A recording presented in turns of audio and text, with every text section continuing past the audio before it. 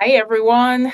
Good morning. Well, good morning for me. Good afternoon for Kali and for a host of other people I can imagine, depending on when you're watching this. Thank you for joining us for another ERG resource session. My name is Lola. I am an employee resource group strategist. I focus on helping organizations launch, leverage, and optimize their employee resource groups, regardless of how many you have, to make sure that it's driving the results that the employees and the organization hope to achieve with this group. So I'm excited to be here for the second ERG resource session for this month. And I will give a little recap of why this started. Again, I work with a lot of ERGs. We have a monthly ERG, all things ERG session, where we're bringing ERGs together across different company ERG leaders primarily. We also have a lot of ERG managers on those calls, those monthly First Friday calls, and then a lot of experts and allies. And I saw that huge opportunity to spotlight some of the experts we have in the room, in the space that can really partner to support our employee resource groups and those initiatives that we're working on within our organization. So I'm always excited whenever I host this because I know we got a few minutes, but you're going to meet somebody amazing who is doing some amazing work that could complement your initiative. So I'll let Kali introduce herself. Hi, Kali. Hi, Lola. Thanks so much for having me. I so appreciate it. And I'm so excited to be in front of your audience and your network and just appreciate the space here. But my name is Calle Foster. I am a leadership coach. I spent 12 years in corporate learning and development, and I left in spring of 2023 to create my own private practice leadership coaching business. And as I was figuring out what my niche was going to be, who I wanted to support, I was leaning in towards millennial female because it's lived experience, right? And as I was having conversations about generations and really getting more and more clients and talking to different people, a lot of what was coming up was complaints around Gen Z. And I started asking questions and noticing this pattern, and honestly started to become like a little bit of a mama bear. Like there was a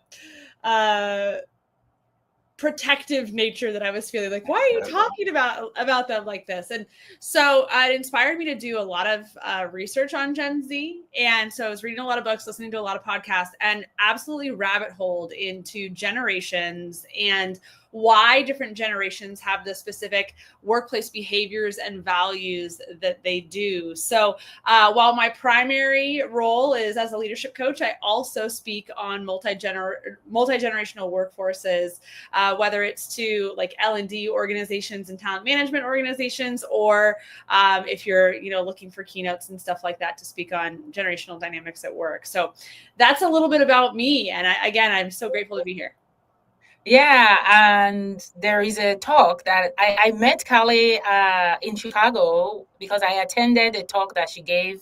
So that that niche, she's really got it good. And I would after this, I'll drop the link to her offbeat talk, Spark Talk. She gave a talk about this, a very short but impactful message about a key part of our work. So I'll drop that in the chats once we're done. But thank you for that brief highlight of your career journey, Callie, because I think it sets the stage for how you got here. And then we can dive into the topic we sort of decided to focus on for today. So let's set the stage for this conversation, Callie. What are we all getting wrong about generational conflict in the workplace today? I think that's a good place to start, right? What is it we're getting wrong? Yeah, that's such a great question. I think it's probably just transparently that the generational stereotypes that we have been buying into feel final, right? Just like a lot of stereotypes where people automatically assume that those stereotypes are often correct. We do that with generations. Things like that boomers don't want to learn new things, or that millennials are entitled, or Gen Z doesn't want to work, for example. And these stereotypes are typically not true. But some perspective gave them the perception of truth, when really, if you just kind of peel back the onion, the layers of the onion a little bit, you'll find out the reality that like these are myths, and there's a lot more to it than that. Yeah. And yes, there is probably something that started it, and then now you think an entire generation is based on a few things. So I'm millennial as well, and getting into the workforce in my 20s, I do remember all the stigma of being a millennial. And now it's Gen Z. I know we've passed the baton here. Well, okay, so just to kind of bring it back, when you talk about seeing the person behind the generation for leaders in the kind of workplace we have now, what does that look like practically? Yeah, I think something to think about here is that generational data and generational stereotypes give us direction, which is helpful. But we have to remember that generations and the stereotypes that live within them, they're not monoliths, right? Every single person is nuanced. Every single person is unique. Just think about like your most immediate circle of friends or your group of colleagues that are within the same generation. They're very different, right? And so this means that it's important to lead based on your teammates' unique personality traits and their skills. It means to coach them through entirely tailored approaches, which it's actually a lot easier than it sounds to have a fully tailored kind of like one-on-one coaching approach. You just ask questions instead of telling. And people, whenever I share this with people, they're often like, well, what does that look like? Like, how do I actually apply that in a conversation? So I'd say like a great example could be just asking a simple question around where do you feel like you've excelled at this and where do you feel like there was more opportunity instead of going in and telling, right? And often when you ask questions like that, you are opening up conversation for them to like be themselves and for you to learn a lot more about them and what they value and what they're looking for in their own growth. Yeah, I mean, and I think seeing the person behind the generation is similar to the conversations we keep having about seeing the person behind the whatever that layer that you've put in or the box that you've put that person in. There's always a person behind it. And I was sharing with somebody the example of running into somebody at the airport who asked me where I lived, and I said San Diego, California. And the person was, with just this very genuine curiosity, asked me, "Oh, what is it like to live in California?" And that question kind of stuck with me because usually people tell me what it is like to live in California, right? Everybody, even the people that have never lived in California or have never been to California, immediately you say, "I live in California," they have an opinion of what my life is supposed to be like, or the weather is supposed to be like, or the food, or the people's political leanings, right? Like people just assume so many things just by saying, "Oh, I live in San Diego, California." I was like, "Oh, you guys." And it starts and it starts, and it's a stranger. So you are most times just smiling and kind of not explaining because what's the point? But when you think about the people behind whatever that is, in this case, generation, it's not forgetting that we are still individuals and there's so much to unpack there. I love that. And I pulled this book out just for this conversation, but there's a great book. It's called You Only Have to Ask. It's by Anna Hislop and Peter Lightfoot, and they're also generational experts. And this book is really around asking questions that create safe spaces. Now, it's geared towards Gen Z, but honestly, it could really be used with multi-gen teams. And if you are struggling with what is the question or what type of questions can I ask to create connection, to peel back those layers, to learn more about the individual and more about the team as a collective, this is a really great resource. Yeah. Thank you. Thank you for sharing that. So you work closely primarily with two generations, Millennial and Gen Z, and you can tell me all about all the generations we have in the workplace right now, which is about 5 generations, I think.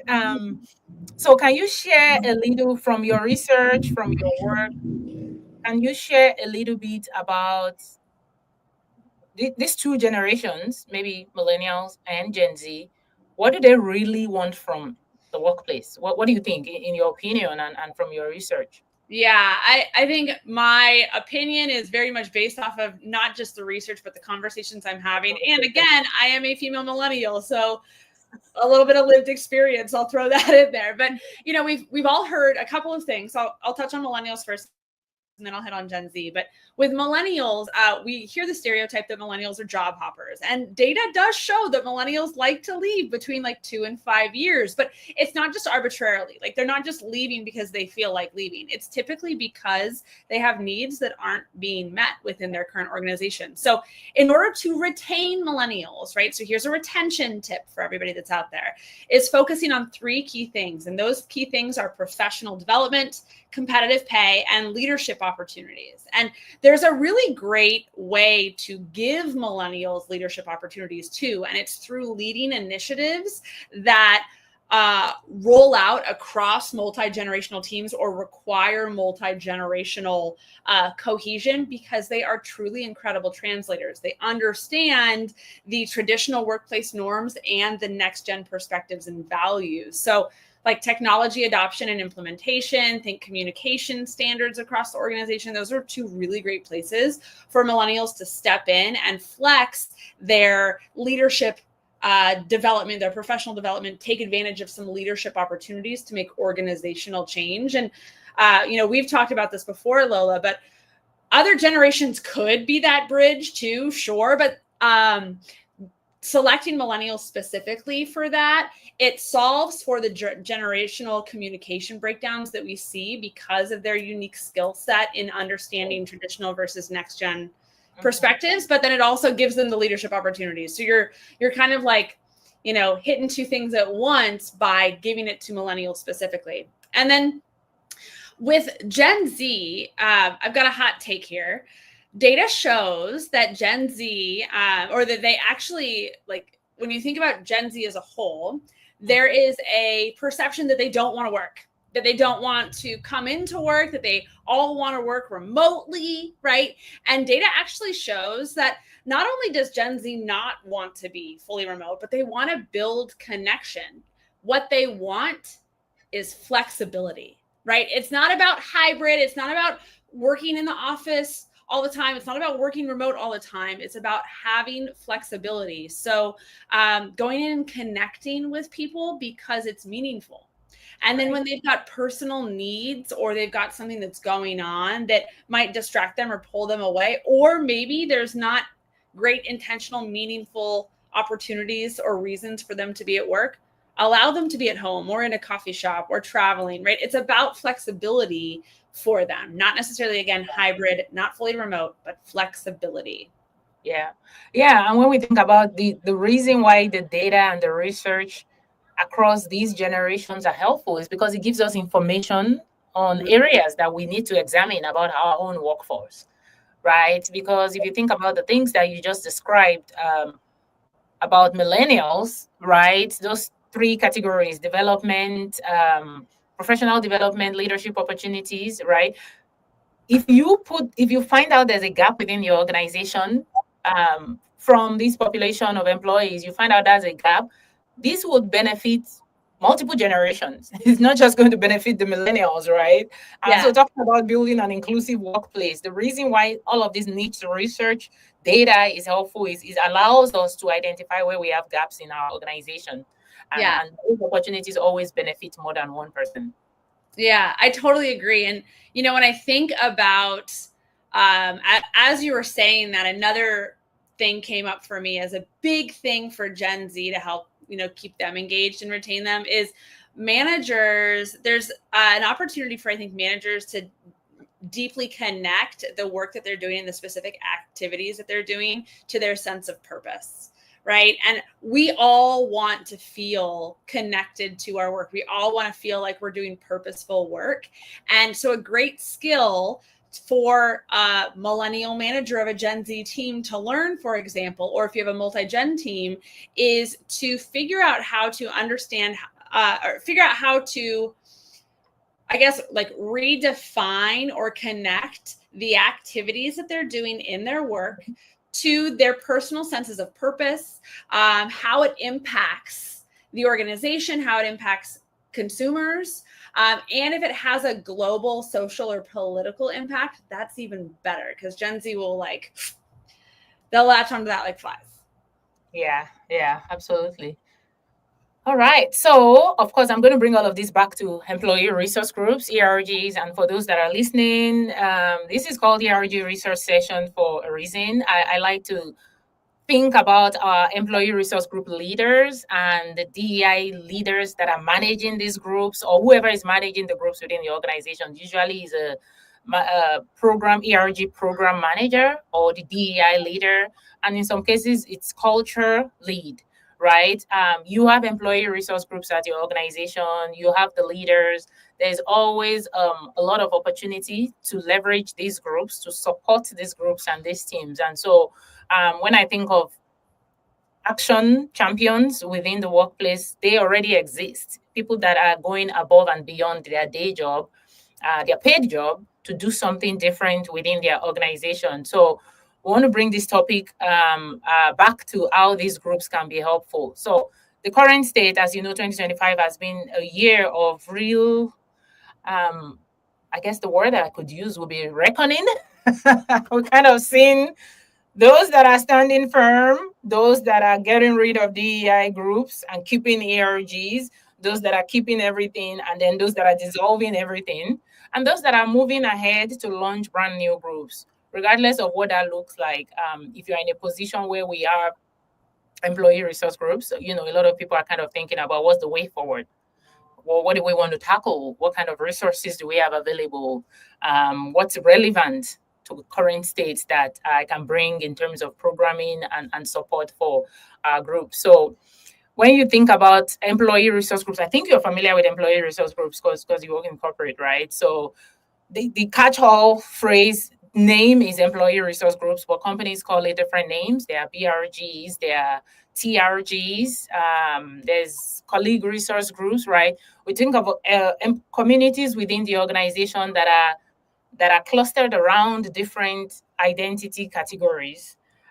So when you think about employee resource groups and the role they play in the workplace, Callie, how do you think these groups can serve as a bridge for identity and generations? What's the opportunity here for these leaders?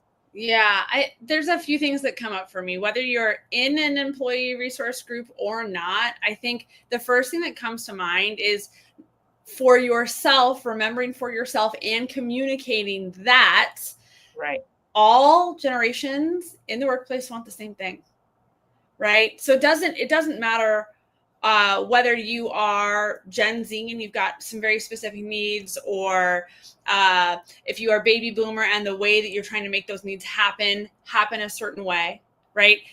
We all want the same thing. And those things are primarily like respect, growth, purpose, stability, balancing and feeling happy with the amount of work versus personal life that you've got going on.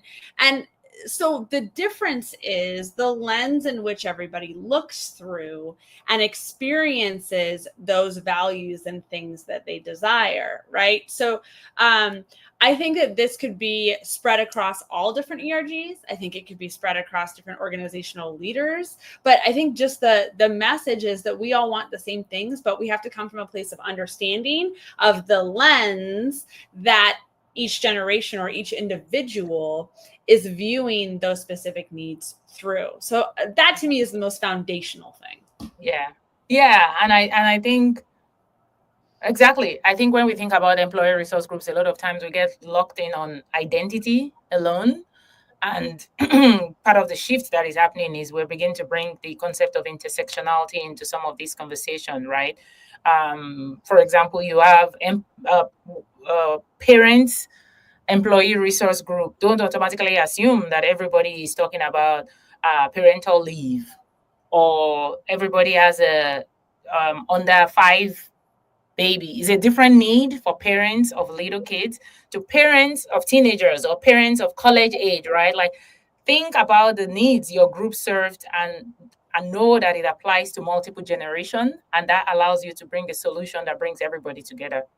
Yeah, I was thinking about this earlier as I was honestly kind of just thinking through what our conversation might look like. And one of the things that came up for me is, if you have a young professionals ERG, for example, one of the things that that ERG could lean into is like marketing to the problem that they feel like they might be experiencing. So if they are young professionals and they're experiencing a problem, but they want to educate other generations on, for example, ageism, right? If you are young, you often receive they're not experienced enough attitude, right? And if you as a young professional want to shift that narrative in your ERG, the marketing for a specific talk or conversation or initiative that ERG has could be around something like, want to get more out of your early career teammates? Join this session. And now you're bringing in people from outside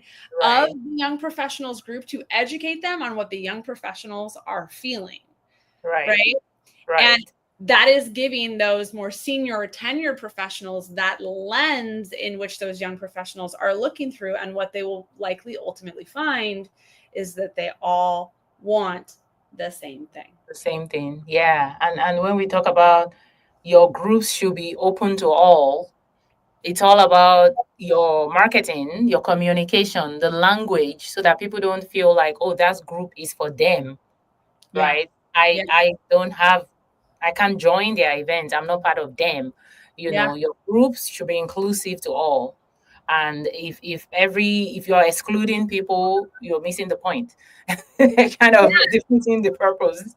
That's such a great point, right? I think that oftentimes people look like, for example, I am a straight woman, right? But I have been an ally in, the LGBTQIA plus ERGs when I was in my corporate career, right? And I don't necessarily have to be part of that group to want to support, learn, or leverage their knowledge and expertise, or leverage what their experience looks like in order for me to take action in a way that's not just going to benefit me and make me a better leader, but it's also going to benefit my team. And frankly, like, just give you more cohesion and more visibility to other people. Yeah. Exactly. So when I talk to ERGs about your group should serve you, should serve allies, should serve champions, and should create more champions and allies. If you run your programs for an entire year and you have not expanded the circle of allies and activated people and educated people, then what's the point? Yeah. If all you've done is gotten people that identify with that word to sit in on a chit-chat conversation, you're missing the point. Yeah, you're speaking into the void if the only people that you have in there. Exactly. Yeah. All right. So I guess the other part of that will be when we think about teams, right? Workplace managers. I know you do a lot of like teamwork as well. So how do you advise leaders, managers, leaders in different roles within organization? Do you advise them in any way around leveraging employee resource groups for companies that do have them? Yeah, I think my conversations are typically broader, where it's inclusive of things like getting coaching, creating leadership development programs, leveraging mentorship, leveraging ERGs, leveraging like after hours socials kinds of things, so that the conversations about needs, about growth, about bridging gaps and filling holes happens. Whatever way that conversation happens, whether it's through an ERG or through a group coaching circle or through a mentorship circle or whatever it is, creating a space that says, let's have these conversations. Let's call this thing out into the open. That's the conversation that I'll more often. Yep. And we're always going to need that. That's why we're here. That's my ultimate goal with hosting these conversations, with focusing on this topic, is to help leaders and ERG leaders and organizational leaders identify if this framework is missing from their design, from their programming, from what they are, addressing internally. If you're not looking at the generational variation we have in the workplace now as opportunities and leveraging that in what you're doing, you're missing out.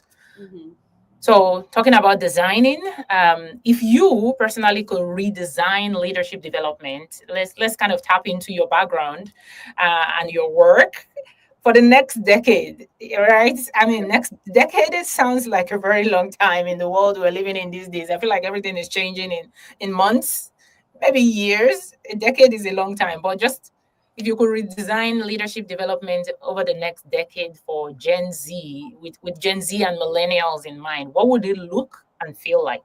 Yeah, I think we also have to keep in mind that our Gen Alphas will start to be in the workforce in the 2030s. I do not even want to think about that part. That is scary. So in 10 years, you'll start to see 10 Gen years, we got roll. another one coming in. They're Yes. the oldest Gen Alpha right now is about 12 years old, right? So And I have a 12-year-old. That's why I was like, I don't even want to think about this right now.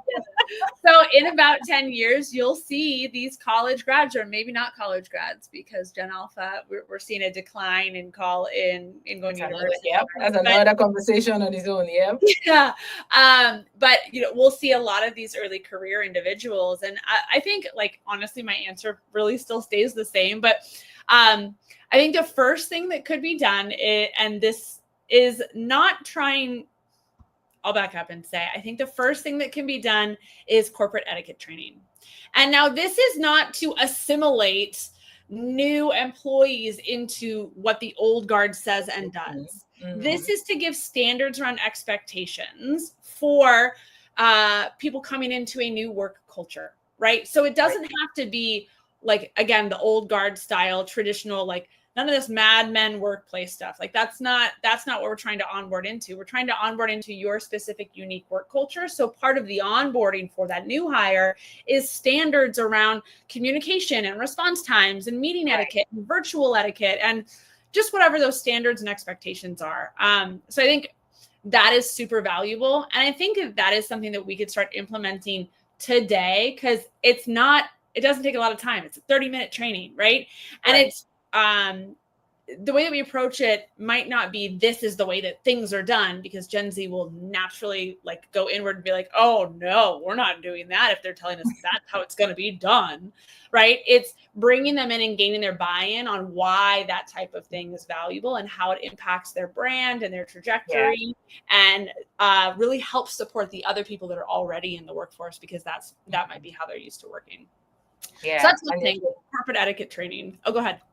Corporate etiquette training. No, I was going to say the whole culture fit versus culture add mindset. Thinking we have our culture. So when we are looking at candidates, we have to make sure they fit our culture, as opposed to opening up ourselves to see what this individual brings that we might be missing. Yeah. And it's funny that you say that, because I was scrolling this morning and there was a video. It was like a funny video from an influencer that I follow, a corporate influencer that I follow, and she was talking about the concept of a culture fit and making sure that you fit the culture versus taking a look at that person as an individual. Right? We've been talking about looking at people as individuals and saying, what are these specific skill sets that like could be so valuable for us? And like, where's that meet in the middle, right? It doesn't have to be either or, right? Yeah. I would say like the other thing, and this is a lot of my work today as a leadership coach, but the other thing is really robust management training. The manager training that existed 20 years ago does not serve the incoming workforce and the new managers that are activating today, right? We need to focus more on soft skills and empathy and giving and receiving feedback and how to have true coaching conversations. Not, I'm going to give you feedback, I'm going to tell you what to do, here's how you need to improve. That's not a coaching conversation. Coaching conversations are safe spaces. They're places to learn and grow and play. So those are just getting good at some of those specific things. And I'd also say that's not just for new managers, right? If you are a seasoned leader and you've been in the manager space for a while, you probably could afford to take a revived or revitalized manager training for today's workplace. Yeah, absolutely. And as you were talking about that, we're talking about culture fit, culture add. I think kind of moves on to my next question, which is on psychological safety. and authenticity, because whenever we talk about all this culture art, sometimes we forget the part that authenticity and safety plays in these. The fact that you want to bring somebody to add to your culture doesn't mean that it's safe for that person. You don't put the entire responsibility on this person who's going to be the only person of whatever, the only woman, the only Black person, the only LGBTQ, and say, oh, we don't really have anybody in that. We want to bring this person because we want you to add to our culture. Guess what? There's a different pressure it puts on somebody who is coming to add to your culture if you're not ready to do the work on your leadership team, on your organization, on your managers. So what do you think about the role of psychological safety and authenticity when we are helping multi-generational teams to work together? Yeah, I'd say the first thing I'd say is included in the manager training. Include how to foster a good psychologically safe environment in manager training. But also, I believe it's one of the most foundational things that you can foster in the workplace as a leader, and it starts with your direct team, right? You want to all of a sudden have this psychologically safe workplace, and that feels really big. So start small. Start with your team. Lead by example. When successes happen because of the culture that you're building and the safety that you've created, use that as use cases to have broader organizational cultural change with other leaders and peers. A few ways that you can immediately shift into psych safety is getting both one-on-one and group meetings on your calendar for your team now, and do it at a regular cadence. And so when you're in a group, this will be things like safe idea dumps, letting everybody talk, no bad ideas, like mind map exercise, allowing people to think, creatively, feel like they're part of the process, and that their thoughts are being considered, right? And that's like a baby step into it, right? And then for one-on-ones, this book actually is very helpful for that. But for one-on-ones, focus on development and connection, especially if there's a lot of Gen Z in the room. So if your direct team has a good amount of Gen Z, focusing on development connection is super important. When you ask questions, give them the space to respond, right? Let the awkward silence take up space. That's what we do as coaches. It's called golden silence for a reason. Remember, in your one-on-one sessions, in order to create psychological safety, you have to remember that this space, this time is theirs. It's not for you. It's for them. So ask the questions that support them. Maybe one's like, I just did a post on this for performance reviews, but you could really ask the same questions. Like, what is something that you're proud of that you think goes unnoticed? Or where do you feel most capable but underused? Or where are you holding back because you fear being judged? What's one part of your job that you'd like to reimagine? All of these questions they require introspection from the individual, that requires the manager to make space. And that introspection, the making space and the feeling of like safety in that moment that they can do that is the start of like a psychological safe, foundation and ground for everyone. Yeah. So I'm going to kind of bring us to a wrap with some quick wins and actionable insights, because I think you already started in there. Now I just want to set the stage for those listening. When we think about the ERG world, a lot of people are thinking of the members of a minority group. But in the ERG world, I have this process, this framework that I use is around people. The people side of things, people miss the fact that when we talk about ERG, there's the ERG leader, but then there's the team. There's those that are actively participating in developing the programs. And then there's the people managing the ERGs. There's also the executive sponsors. And so, people also forget that each of these people is like a circle surrounding the core of the ERG group. And so the allies and executive sponsors are in a position of power, in a position of mentorship and management for intergenerational teams, right, within their organization. So when I think of some of the insights that you're sharing right now is What are some quick wins? What's one mindset shift or behavioral change that leaders can start practicing this week? And so I wanted to set that stage. So leadership in this context doesn't just mean you're the CEO of the company. It means you are an executive sponsor of a group. It means you're a manager who has oversight on people, who has a people leadership role. It means you're a supervisor. It means you're an ERG leader. What are some mindset shifts that they can start practicing immediately around multi-generational workforce? Yeah, I would say that each generation has specific expertise and value that they bring, period.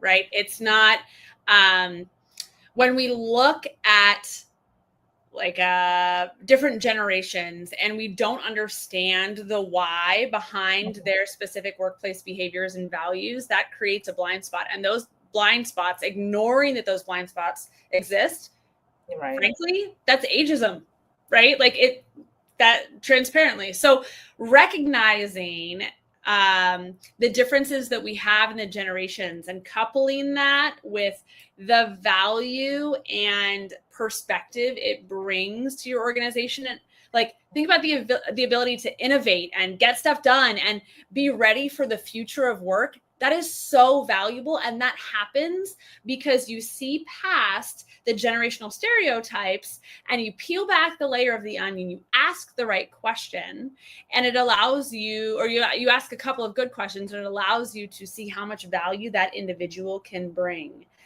Like, this is my bid for Gen Z in this moment, but just because they are the youngest in the workforce does not mean they have that they don't have the knowledge, because they have more access to knowledge than any other generation ever has. Yeah. They that just because they're younger doesn't mean that they don't have the knowledge to absolutely accelerate your workplace into like innovation and creativity and really what the future of work is going to look like. Yeah, I think that's a strong way to end it. It's shifting the way we see multi-generation. Every generation had something. Every generation brings a unique skill set. And if your workplace, if your organization is rich enough to have multiple generations, that's good. It takes some help. It takes the right mindset to manage this team so that we can get the value from all the generations, but being aware that it's not a barrier. It's a plus to have a multi-generational workplace. Absolutely. I love that. Thank you so much, Carly, for this conversation. Thank you for the work you're doing, and looking forward to more questions. If you're watching this on replay, which most people watching it on either YouTube or LinkedIn, if you're watching this on replay and you have a question, please drop it in the comment. We'll be watching the comment section, and connect with Carly and myself, and we look forward to answering any follow-up question you have or diving into some of the work Carly is doing. I will also drop Carly's talk of Beat Spark talk in the chat as well. Check it out, and hopefully you walk away with a thing or two around managing a multi-generational workforce. Carly, thank you very much. Thank you so much, Lola. I appreciate it. All right. Have a good rest of your day. Bye, everyone.